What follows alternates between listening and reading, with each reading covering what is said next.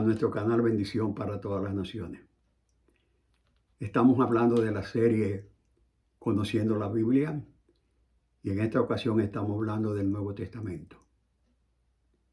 Hablamos anteriormente sobre los primeros 5 libros del Nuevo Testamento, que son libros de historia, 4 evangelios, 3 hipnóticos y luego el Evangelio de Juan y el libro de los Hechos de los Apóstoles, que es la historia del crecimiento de la iglesia fuera de Jerusalén, porque Dios le había dicho a los discípulos: me seréis testigo primero en Jerusalén, luego en Judea, que es otra región de Jerusalén, y luego hasta lo último de la tierra. El libro de los Hechos de los Apóstoles habla de la extensión del Evangelio fuera de Jerusalén, principalmente en toda Asia Menor.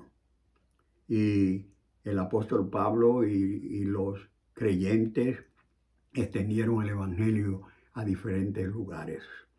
Debido al crecimiento de esas iglesias, se hizo necesario escribir mandatos, decirle a los nuevos creyentes cuál era su comportamiento.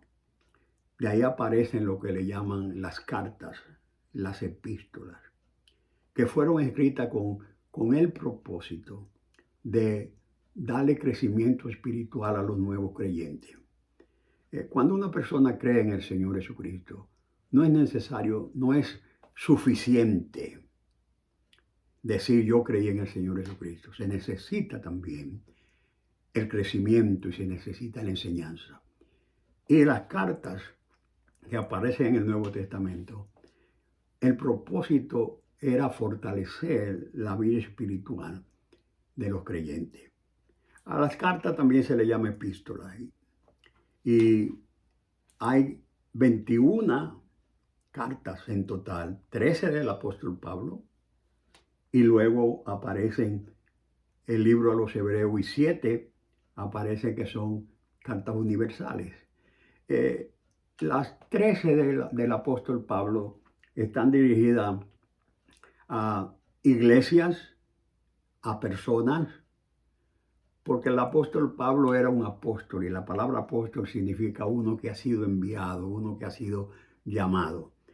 Y el apóstol en sus cartas, sus 13 cartas, le escribe primero a los romanos. A los romanos, él no había ido a Roma, pero le escribió esa carta para fortalecer a los cristianos que estaban en Roma. Luego le escribe 2 cartas a la iglesia que estaba en Corinto, y por eso se llaman Primera y Segunda de Corintios. Luego escribe a otra iglesia que estaba en Galacia, ese está el libro de Gálatas. Escribe a la iglesia de Éfeso, escribe también a la iglesia de Filipo, y por eso se llama la carta a los filipenses.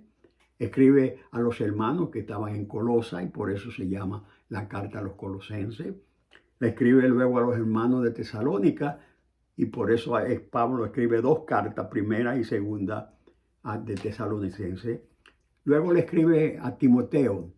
Ellos eran pastores, tanto Timoteo como Tito, y le escribe a ellos para que sepan cómo deben comportarse como ministros de Dios, como pastores en la casa, en la iglesia que ellos dirigían. Y luego le escribe a Filemón, que es una carta de amor, una carta de pasión, para que reciba a un esclavo que salió huyendo de su casa llamado Onésimo. Y entonces esa carta es una carta personal. Y luego aparece la otra carta importante, que es la de los Hebreos. Y la carta de los Hebreos, como yo le dije a ustedes, yo creo que la escribió el apóstol Pablo, pero es una carta principalmente dando el fundamento que Jesucristo es superior a Aarón, a los sacerdotes, y que es del orden de Melquisedec. El libro de los Hebreos es maravilloso y es necesario que ustedes lean este libro, porque le va a enseñar a ustedes cuál es la gran diferencia entre el Nuevo Testamento y el Antiguo Testamento y la persona de Jesucristo.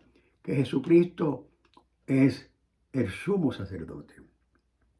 Él es superior a Moisés, superior a Aarón.